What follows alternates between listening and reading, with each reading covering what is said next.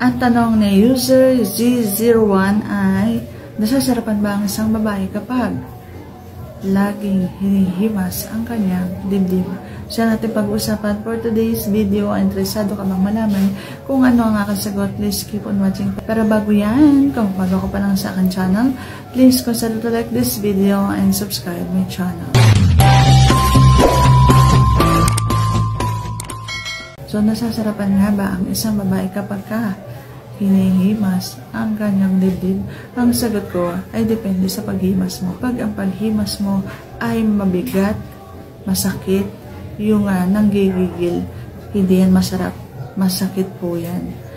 Dapat ang paghimas ay yung alalay lamang, yung masarap yung paghagod, hindi mo panggigilan, pero nadaramdaman pa rin ang iyong kamay. So kapag halimbawang pinanggigilan mo yan, syempre masasaktan yan.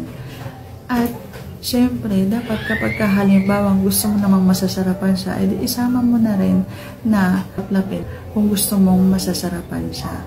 Pero dapat nga, hindi panggigilan, hindi mahigpit, dapat alalay. So, sana sagot ko na tamang itanong. And if you like this video, please consider to like this video and subscribe my channel. Thank you for watching. See you on my next vlog.